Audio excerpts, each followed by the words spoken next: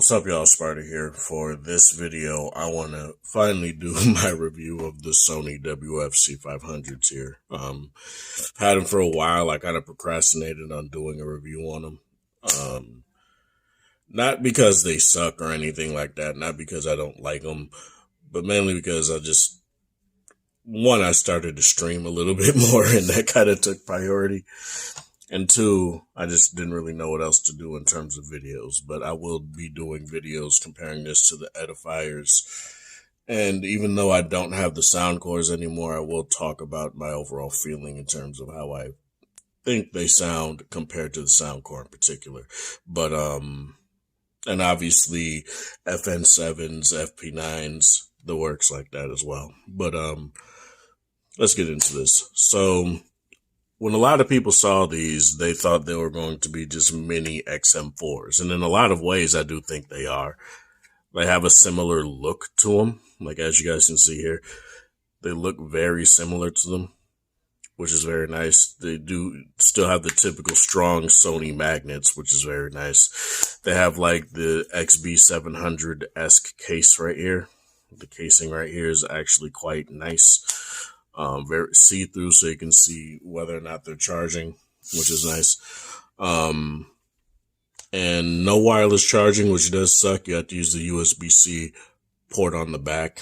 And obviously, if you have USB-C like cords anywhere, you can just use those, which I would advise you to do over using the super short Sony cord, which I don't know why they give you these tiny cords.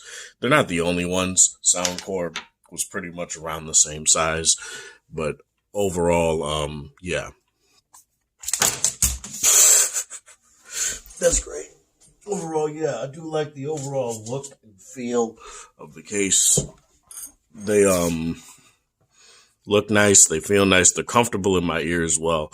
And you have obviously button controls right here. No touch controls like you have on the XM4, which a lot of people will appreciate because having a more tactile feel about how you're pressing stuff does tend to be better for a lot of people.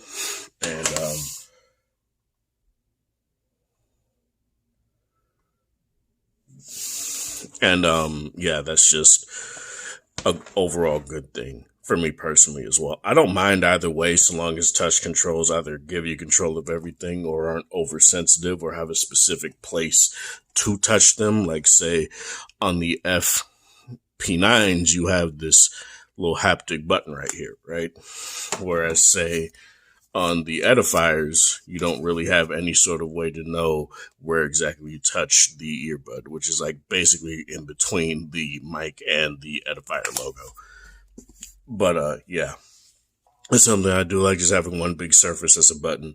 On the left, I'm trying to remember because I always forget. On the right is playback controls. On the left, I think, is your volume control. So a single press will do volume up, double press volume down. And I think triple press will be your voice assistant. So you basically get control over everything on these, which is very nice. I really do like that a lot. You press and hold on both earbuds if you want to put them into pairing mode for like 7 seconds. Then you can pair them with any device you want. I paired these with my laptop to see how they fared on playing a couple games, and the lag is actually not bad at all.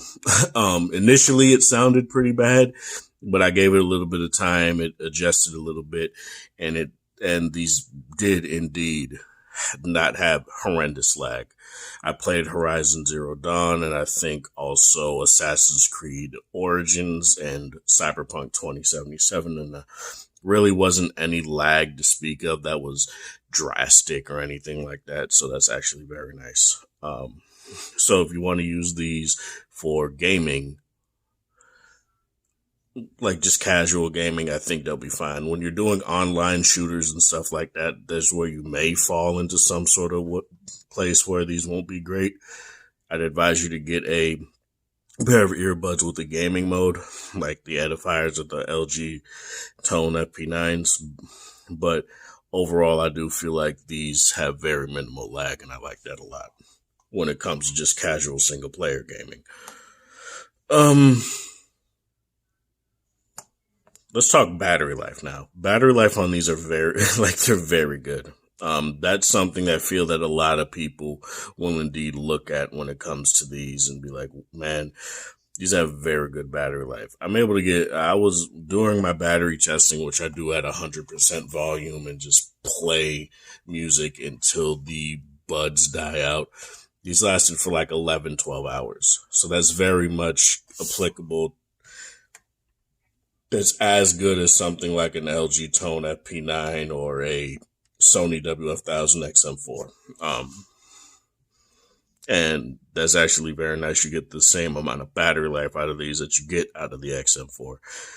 And that's very good. I really do like that a lot. They're also smaller than the XM4 as well. A lot of what people didn't like about the XM4 is that they were bulky.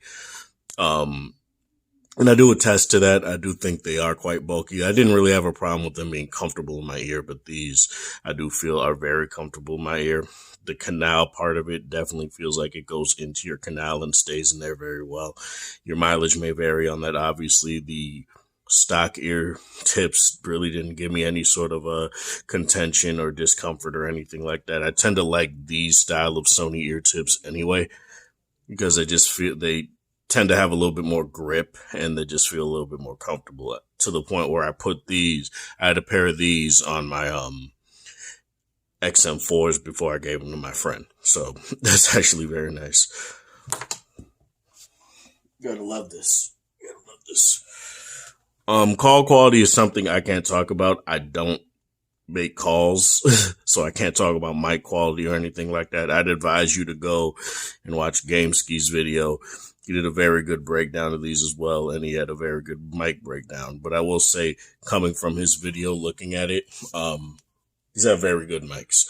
And comparing them to the XM4, which are like $200 more some at times, or $150 more. That's kind of a steal if you want solely call quality and you don't care about noise cancellation. That's something that's very nice. Another plus to these, as compared to other versions of Sony's cheap earbuds, are they actually work with Sony's app. So you could put them in Sony's app right here, connect it to your phone, get Sony's app, and as you guys can see, oh, look at that. As you guys can see, you get your battery controls right here. You can adjust EQ. These also work with the 360 reality audio, which is actually very nice. Other cheaper versions of other companies' headphones don't tend to do that. Like, for example, the Galaxy Buds 2 don't work with 360 surround audio at all. So it's nice that you could get these for $100 and be able to get something that's actually a pretty cool feature. As you guys can see, you get the same amount of EQ settings as you do on the XM4 here. You get technically 3 custom settings. I don't know why they just don't do custom 1, custom 2, custom 3, because manual can technically count as a custom mode. But nonetheless, you get the same. I tend to keep it on this base one. That's what I always really tend to do when testing earbuds, to see how they sound. But overall, I do feel like that's something that's very nice. I really do like the fact that these also have DSEE, not DSEE Extreme, but it's still giving you upscaled audio that sounds pretty damn crisp, pretty clean, really no issues there. And this obviously being paired with a Sony phone that also has DSEE built in, that also helps. So not that it's not an exclusive feature that if you only have a Sony phone, that's the only time DSEE works. No, use it with any phone, it'll work, but it tends to definitely seems to sound a little bit better on a Sony phone, which I guess makes sense. Get your system right here, and all it is your notification and voice guide. You can turn that on or off. You can also just turn off the earbuds right here. Get your settings tab, your tutorial, your version. These automatically update. I do wish Sony would just add a update, like check for update option like other earbuds do, like LG or Edifier or Soundcore. But nonetheless, they do tend to update pretty nicely. So, yeah.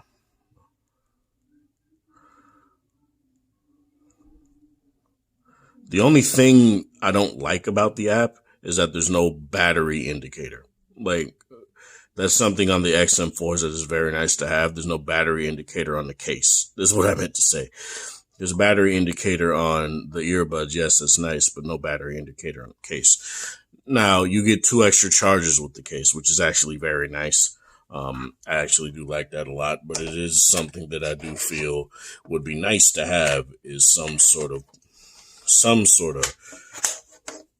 you know, way to know how much battery is in your case, even if you don't do it in the app and just have it to,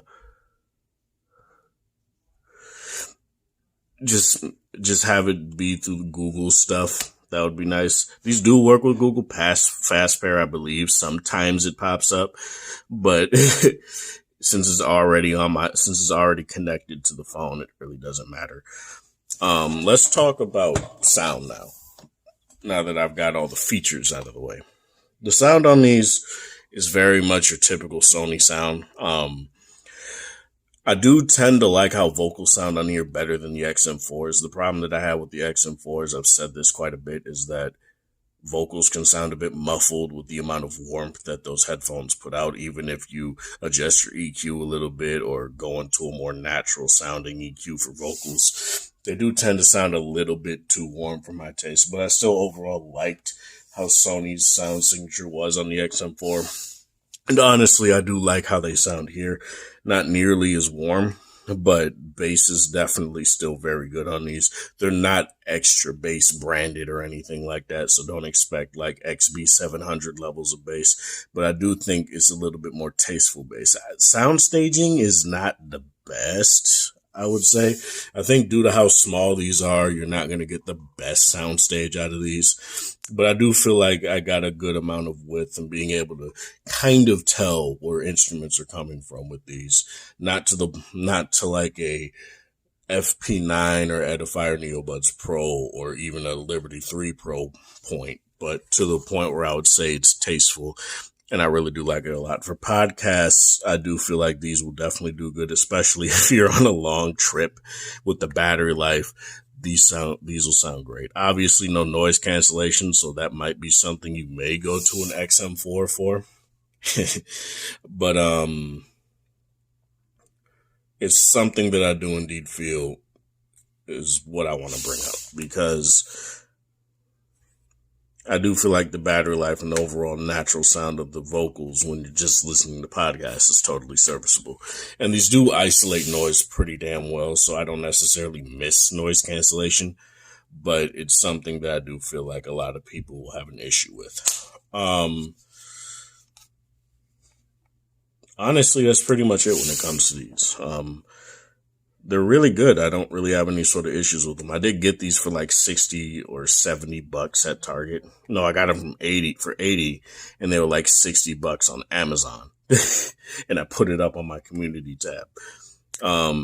So for around that price is pretty good. But even at 100, its base price, I do feel like these are pretty damn good. And I don't necessarily have any sort of problems with them. Obviously, if they were to put their class-leading noise cancellation on these, that would be nice. Or even something slightly below the XM4s, that would be very good. Because then it would be coming at Neobuds Pro, it would be coming at Liberty 3 Pros, it would be coming at FP8, FP9s, it would be coming at all those. And obviously, if it had more, like if it had LDAC as well, it would be coming at the Neobuds and the Soundcores as well. Since it's Sony's own codec, they would definitely do it the best out of the three. But overall, I do feel like I really do like these. I really don't have any sort of issue with them at all. The battery life's insane. The the comfort is great. Sound is like solid, like really no issues there. I do like it quite a bit. And yeah, really nice overall pair of earbuds from Sony. Next time around, Sony, just do it.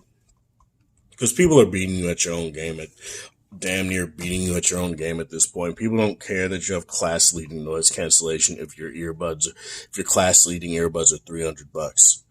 They'll stick with it. They'll stick with Edifier. They'll stick with Soundcore. So next time when you do like a WFC 600 or something, put noise cancellation on these. Put an ambient mode on these.